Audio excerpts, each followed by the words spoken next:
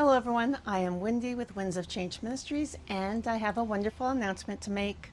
I finally have Genesis available, and you can find a link to that down below in the description box.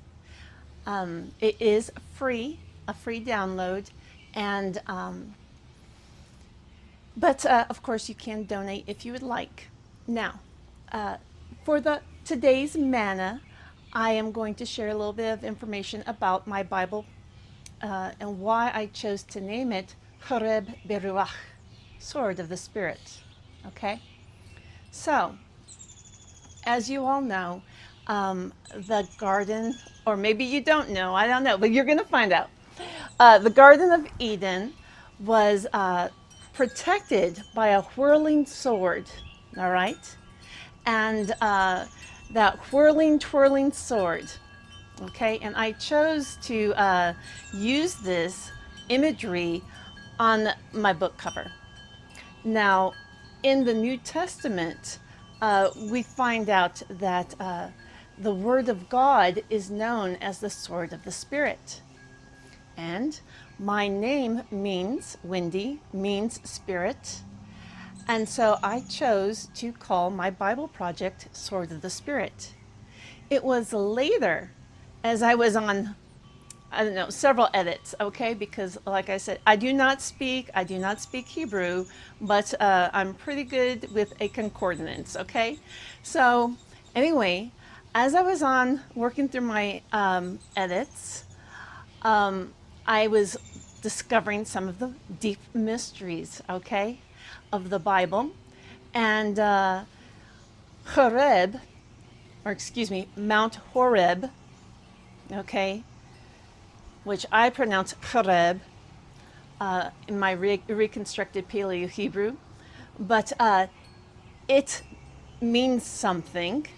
It means a couple things actually. It means something like a wasteland, like a desert, okay, wasted, destroyed.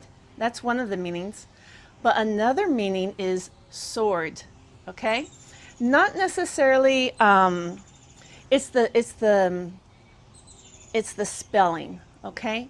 So it is Hey, Resh, Beit, okay? That spelling can be used for multiple meanings: destroyed and sword, okay? So that's where Horeb comes from, all right? Because it's the sword of the Spirit.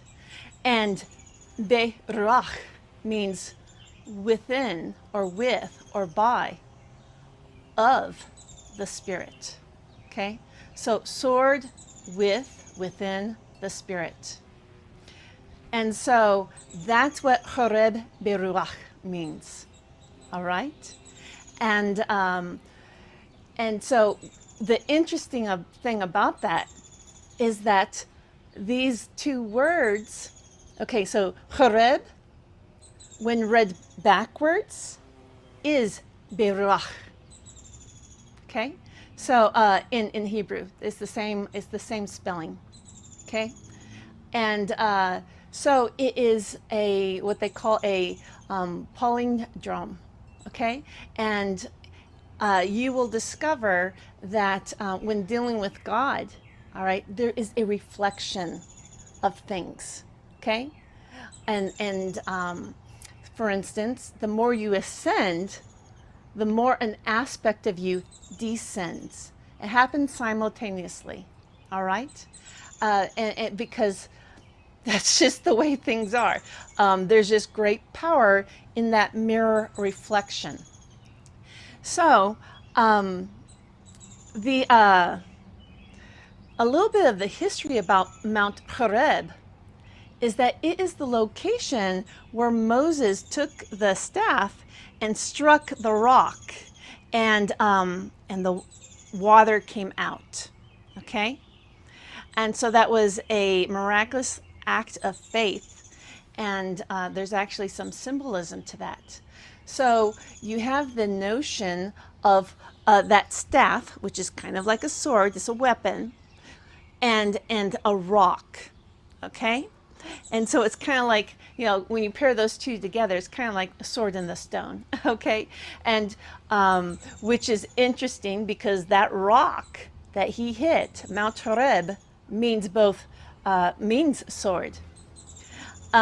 Later on in the book of Deuteronomy, Moses is retelling the journey to the children of Israel because it's the next generation. They're just about to go into the promised land, and he couldn't go with because that whole prior generation, except for a select few, had to die in the wilderness because of their unbelief.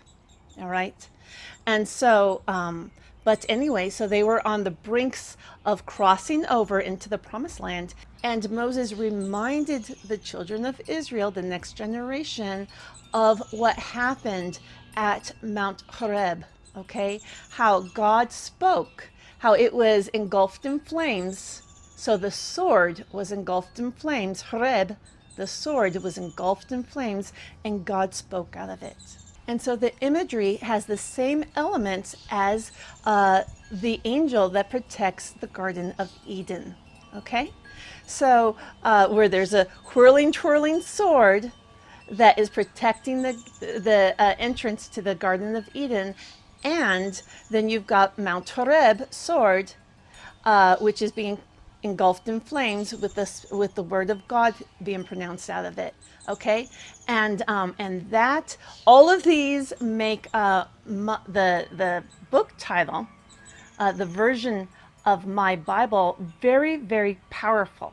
Okay, and so I'm very excited about the title of my Bible project, or excuse me, of my Bible interpretation, and I hope that you find it as thrilling as I do. And so once again, Genesis is available. You can find a link down below. All right. Well, my name is Wendy, and we're all living in the winds of change.